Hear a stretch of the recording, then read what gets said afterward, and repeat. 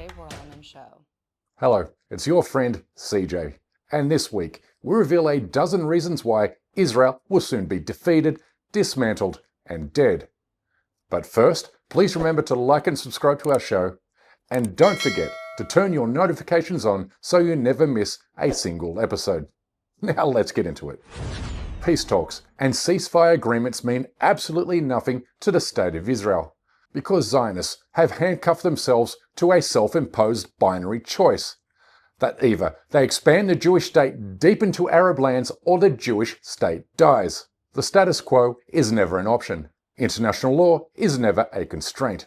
Human life amounts to nothing more than a meaningless statistic. Because at the end of the day, there's never a ceasefire with Israel. Just ask your local Zionist.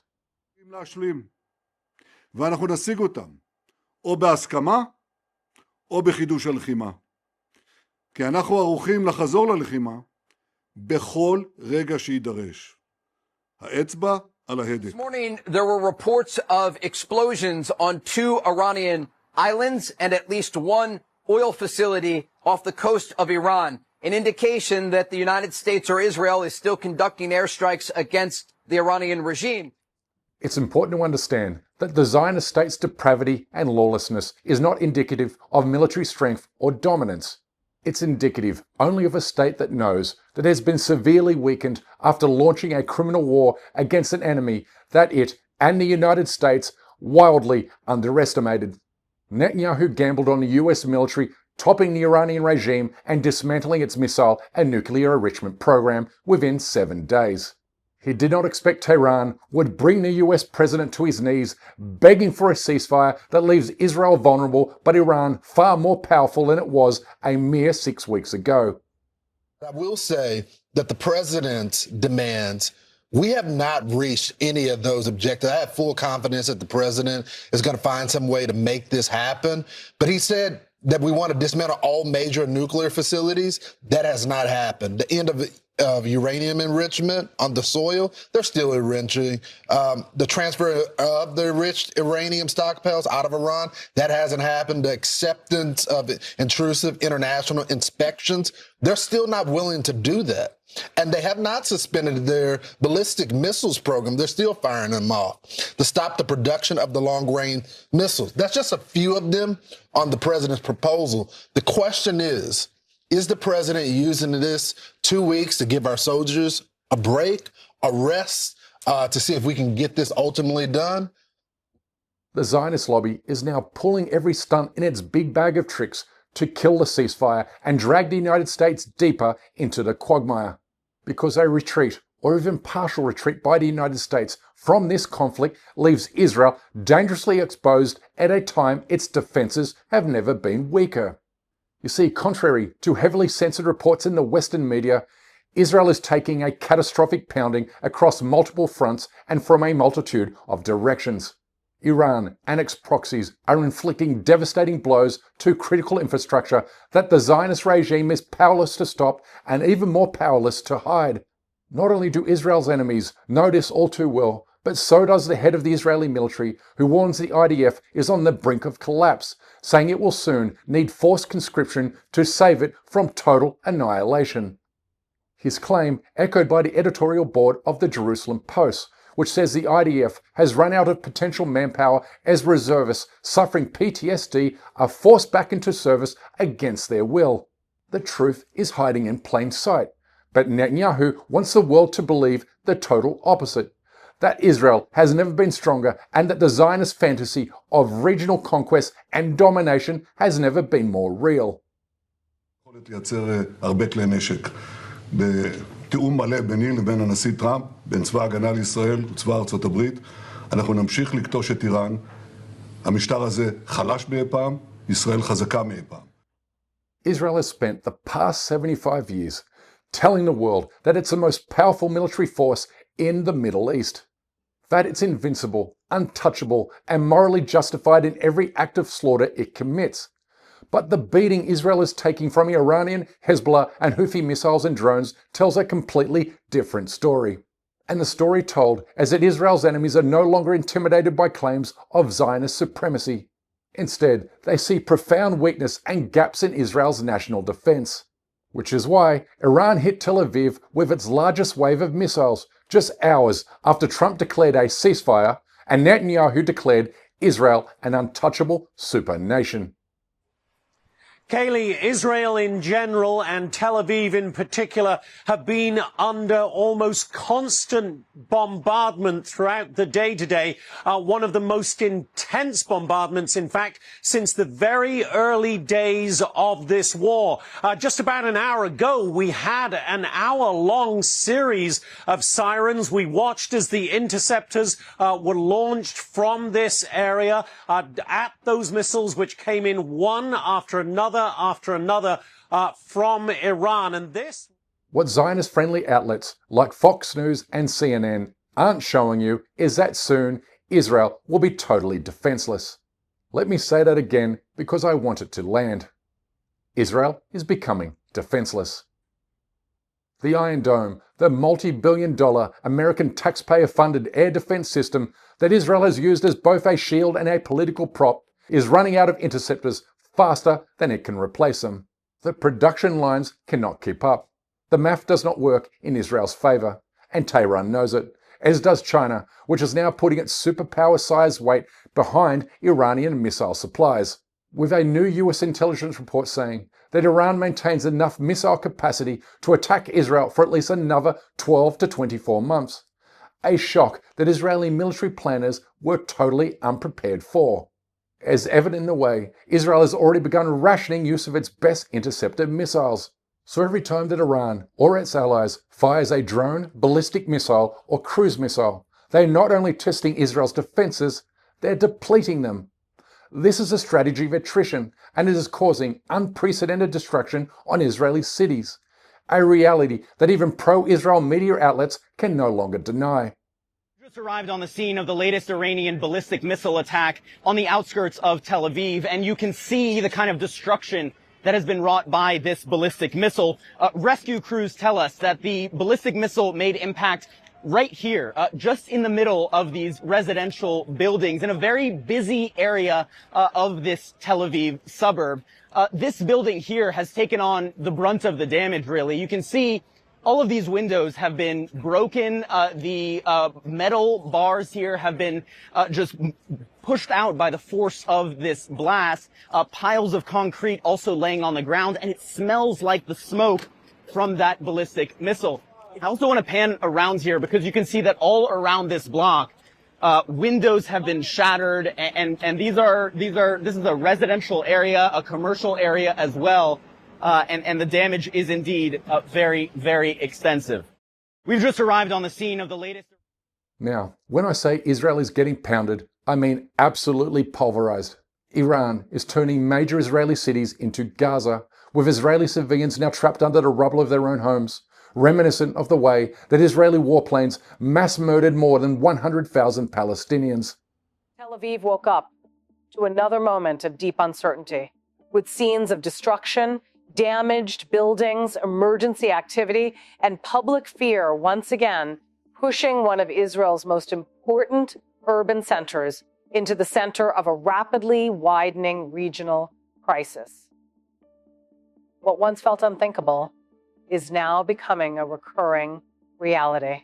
Sirens, shelter runs, smoke over city blocks, shattered glass, and long lines of anxious residents are now shaping daily life in ways that many in the region did not imagine. The Zionist project was built on a foundational lie, that a state founded on the dispossession and destruction of an indigenous people can achieve permanent security through permanent violence. It cannot, it never could. History does not work that way.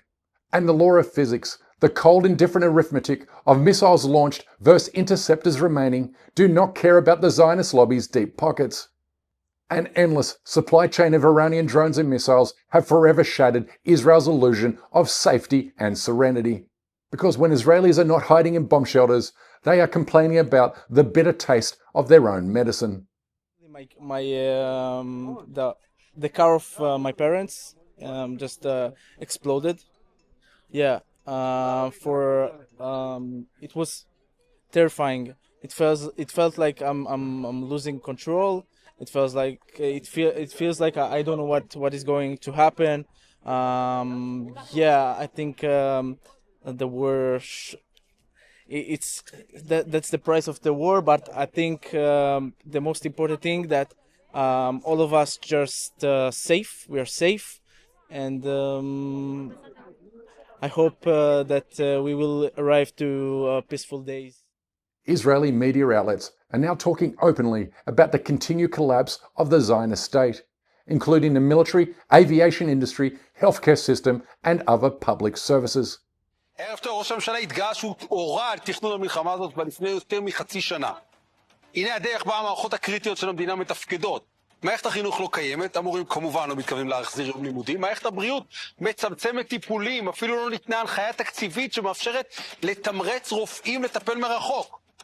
אסדת גז אחת מושבתת, אסדה שנייה רק עכשיו חזרה לעבוד, התעופה האווירית מישראל 80% מושבתת, הרכבות הקלות בתל אביב ובירושלים לא עובדות, הרכבות הרגילות בתפקוד חלקי.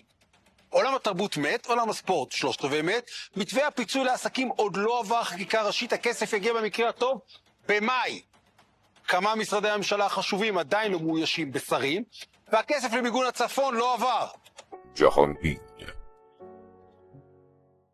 Iranian attacks on Israel are never going to let up because this war of Israel's choice, has transformed Iran into a regional superpower.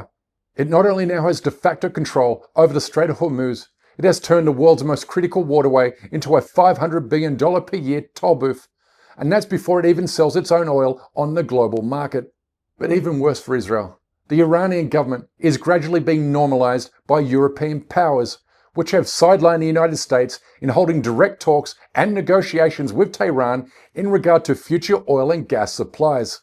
This means billions of dollars of additional cash for the Iranian economy, which means more money for Iranian missile production, which means Israel will never experience respite from Iranian missile attacks. Israelis will spend the rest of their days in bunkers, because in the words of Professor Robert Pape, Iran will soon dwarf Israel militarily and economically. Iran is emerging as a new global center of power. So let me just explain this a moment. So before the war, 33 days ago, there were three centers of world power we discussed: the US, Russia, and China. Now, why was Russia even in that mix? Because it had 11% of the world's oil. And of course, it uses that for military purposes. Well, Iran now has double that amount of world oil, more than any other country on the planet. And what that's going to mean are $100 billion a year more to put into military. That nuclear enrichment is now more likely than ever to become nuclear weapons. And over time, as the months and the years go on, which I know we're having a hard time coming to grips with the reality that's occurred here, is that this is going to create a new center of world power and dwarf Israel. Israel, on the other hand, will soon have less of everything, as its economy plummets into an unstoppable freefall, and as a record number of Jewish Israeli citizens continue to make their way towards the exits in permanently fleeing the country. Fewer people equals less of everything. It means a smaller economy, which means fewer resources to defend itself from future attacks. Now, the Israeli government and its cheerleaders in the media will tell you, oh, but the United States will always resupply Israel. And yes, they will. Because that is what Washington does. It writes blank checks signed with American blood and treasure on behalf of a state that has never once served American strategic interests. But here's the thing they're not telling you. American voters have abandoned Israel. They now understand clearly how the Jewish state has robbed them of their tax dollars while dragging them into disastrous foreign wars. Israel's growing unpopularity among American voters is why the US government has also begun quietly cutting the Zionist state adrift, as illustrated in the way in which the Trump administration is now scapegoating the Zionist state for starting this criminal and calamitous war. It's now even planting stories in the New York Times to place the blame for this catastrophic failure squarely on Israeli shoulders, making this an unprecedented fracture in the Zionist Crusader alliance. Israel and the United States may have entered this war together, but Trump is exiting the conflict without even consulting his Israeli partner, meaning Israel has never been more isolated, notwithstanding the fact that Iran has completely or partially destroyed 13 US military bases in the Middle East, destroying billions of dollars worth of surveillance and air defense systems, all of which leaves Israel more vulnerable to attack. But Israel is not blind. It sees the writing clearly on the Western Wall, which is why Israeli leaders are now talking openly about deploying the Samson doctrine, the name given to Israel's deterrence strategy. It calls for the use of nuclear weapons as a last resort against any country whose military has destroyed much of Israel. לא רק להשמיד את ישראל, הם הכינו הרי טילים להשמיד את כל אזור המפרץ, ואני שואל אותך או את השר בן גביר, מי שירצה לענות ראשון, למה אנחנו לא משתמשים בפצצת ניוטרון, זה נקרא? זה סוג של פצצת אטום שלא פוגעת במבנים, היא הורגת את כל האנשים באופן מוגבל, בכל המקומות. אני הבנתי השר בן גביר, מה אתה אומר על... ענה ראשון, תן לו. אני הבנתי... בן גביר לא רוצה להיכנס. תשמע, אחרי מה שקרה עם השר אלי. Nuking Iran might seem like the easy or best option in the mind of your typical Zionist, but words come easy, consequences come much harder, especially when prominent Chinese diplomats are warning that China will nuke Israel if Israel nukes Iran. I want to tell the Israeli government and the Israeli leaders that the moment Israel uses a nuclear warhead against any other country, including against Iran, it will be the demise of Israel as a country, as a state. Why? Because by dropping a nuclear warhead against another country, Israel will become the public enemy number one of mankind, because mankind will never support Israel to use nuclear warhead against another country, killing hundreds of thousands, if not more, people, and they will really ignite huge condemnation among other countries against the government or the regime in Israel, and causing the demise of Israel as a regime, as a country. Israel has trapped itself between a rock and a hard place. But Zionists only have themselves to blame, remembering that 81% of Israelis supported this illegal war against Iran while at the same time supporting genocide in Gaza. But today, they are begging for the war to stop. They are pleading for mercy, the kind of mercy they cruelly denied Palestinians for years. If karma has a human face, then surely this must be it. Karma that will continue to be served up courtesy of Iran's missile program, which is not idly standing by, it's advancing forward. Every month, every week, the precision is improving, the range is increasing, and the volume is scaling up. Iran now has the capability to fire hundreds of ballistic missiles and drones in a single salvo, and soon Israel will be powerless to stop them, which means the Zionist colony will soon be defeated, dismantled, and dead. But until that time, we urgently need your help, remembering that the Israeli lobby successfully pressured YouTube into demonetizing our channel 6 months ago. Therefore, we kindly ask you please support our effort to expose and confront the Zionist lobby and other injustices in the Muslim world by becoming a member of our show at patreon.com/CJ We can't produce, sustain and grow the show without your help, and we offer exclusive content and other benefits to those who do. Whether you're watching or listening, I wish you a good night or good morning wherever you are, and stay blessed.